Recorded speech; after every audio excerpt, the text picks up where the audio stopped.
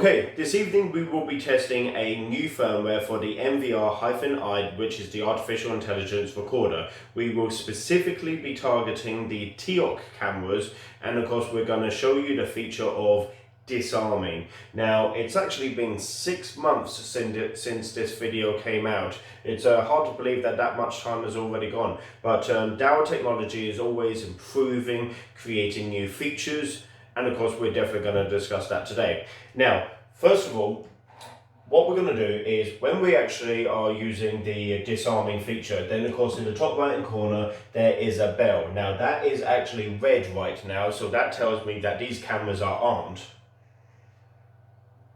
Okay, as we can see.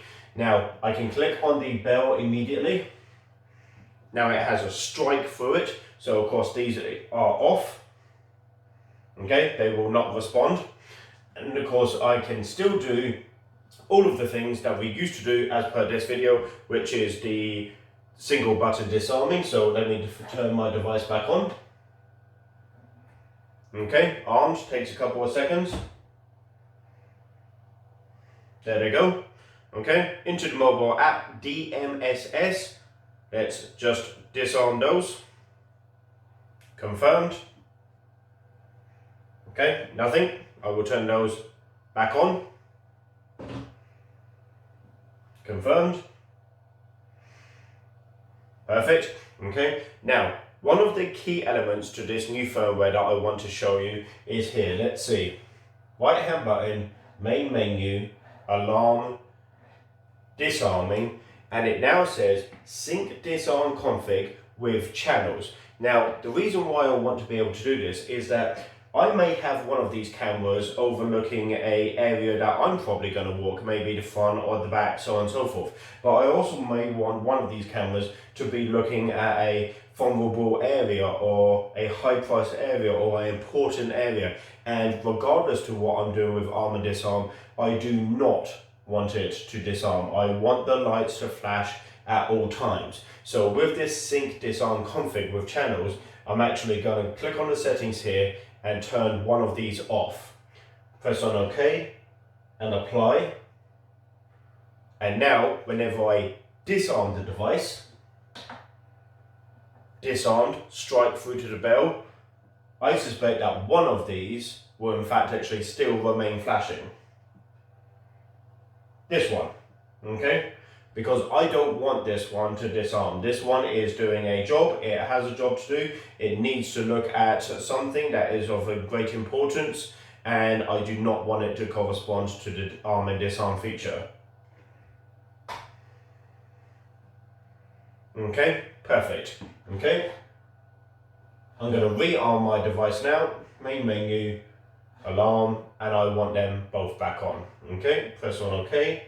Press on apply. Okay, now, so we've got the mobile app and we've got the bell, but what I really want to show you is of course obviously the arm and disarm through the switch. So I'm going to click on the alarm input port and I have selected channel 4, and from general I have changed it over to arm disarm. Okay, now the device is armed right now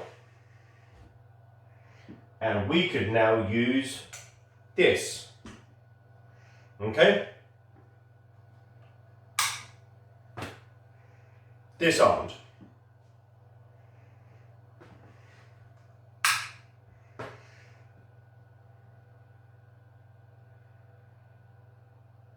Armed.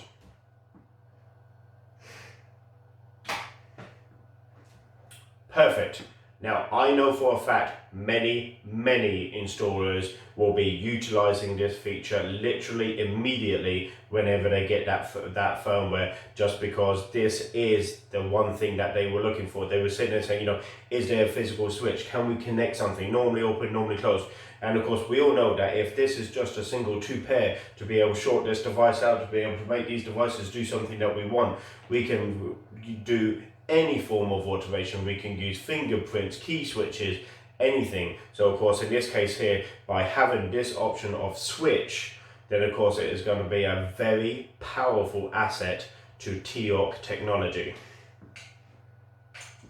You can take it to the next level and include home automation. So of course we are armed right now.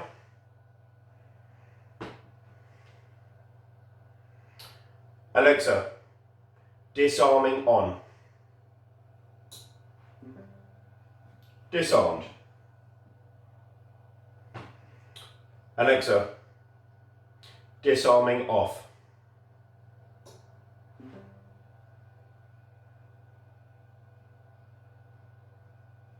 Armed. Okay, perfect. This firmware will absolutely be a key aspect to many, many installers. Guys, my contact details will be coming up in a few moments. All the best.